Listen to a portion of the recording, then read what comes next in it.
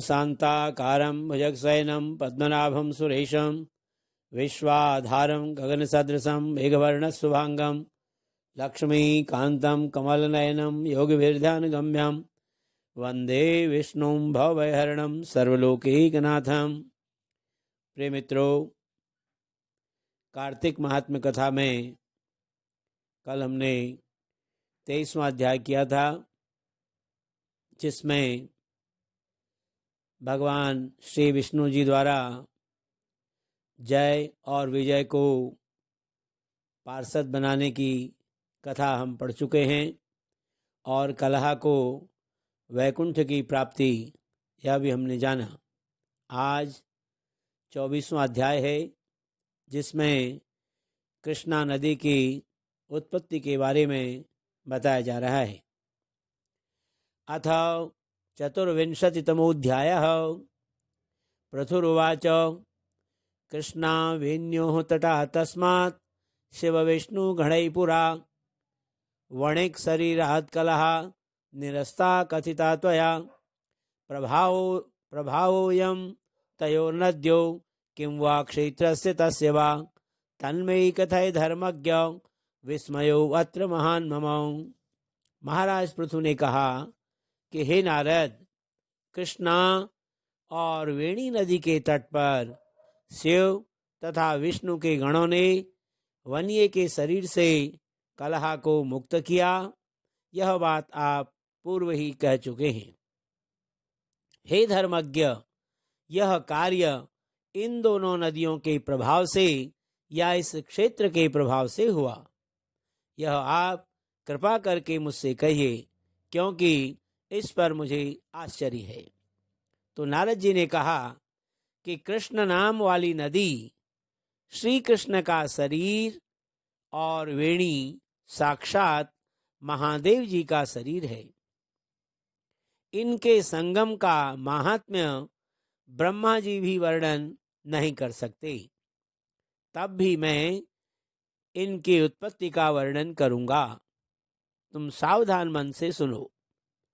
चाक्षुष मनवंतर के आरंभ में श्री ब्रह्मा जी सह्य पर्वत के सुंदर शिखर पर यज्ञ करने का निश्चय करके सब देवताओं तथा शिव विष्णु जी के सहित यज्ञ की सामग्री लेकर उस पर्वत के शिखर पर गए। तब भृगु आदि ऋषियों ने आदर पूर्वक ब्राह्म मुहूर्त में उन्हें दीक्षा देने का विचार किया।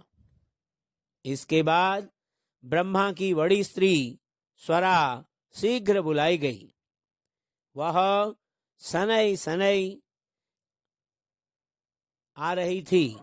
इतने में भृगु जी ने विष्णु भगवान से कहा, हे विष्णु, आपने स्वरा को शीघ्र बुलाया था, सो वह शीघ्रता से क्यों नहीं आई? ब्राह्म मुहूर्त टल जाने पर दीक्षा कृत्य कैसे होगा? तब श्री कृष्ण ने कहा, यदि स्वरा समय पर न आ सकी तो गायत्री को ही स्त्री मानकर दीक्षा विधान कर दीजिए। क्या यह गायत्री पुण्य कर्म में इनकी स्त्री नहीं हो सकती है? नारद जी ने कहा, महादेव जी ने विष्णु भगवान के वाक्य का समर्थन किया।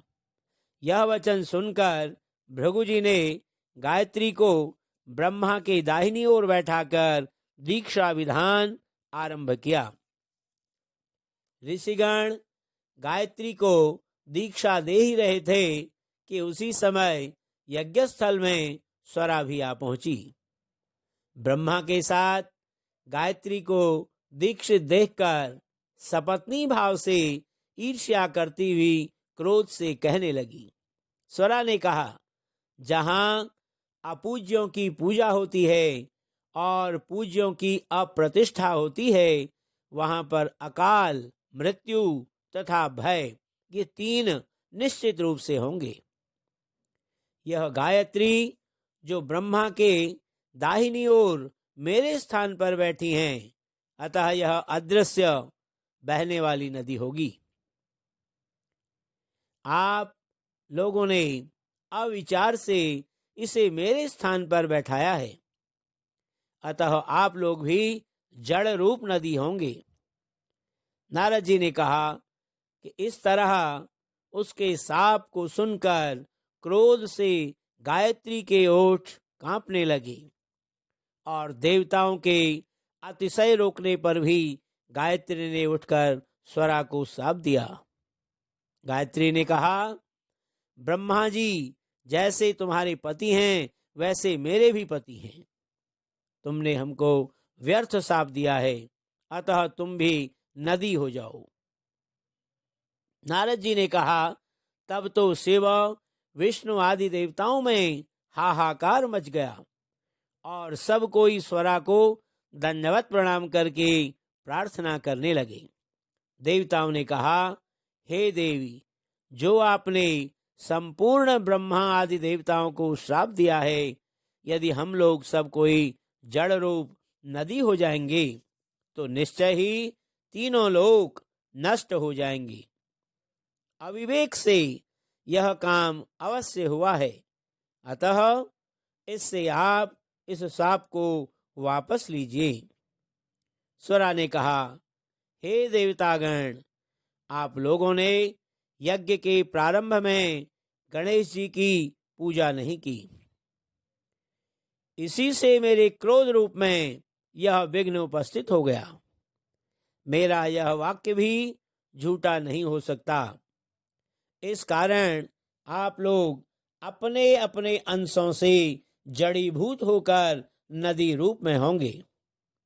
हम दोनों सौत भी अपने अपने अंशों से पश्चिम वाहिनी नदी होंगी।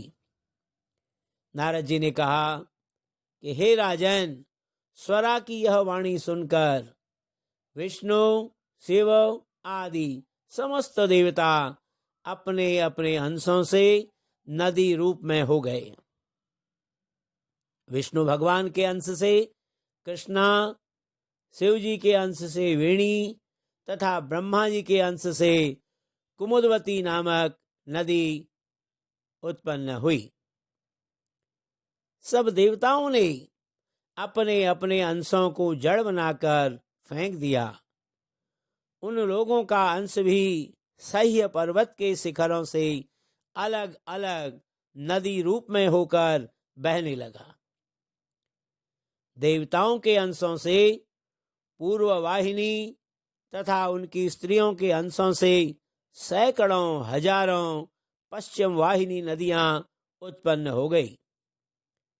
गायत्री और स्वरा दोनों पश्चिम वाहिनी नदी होकर दोनों एक साथ बहने लगी। दोनों का नाम सावित्री पड़ा। ब्रह्मा ने उस यज्ञ स्थल पर विष्णु भगवान और शिव जी की स्थापना की।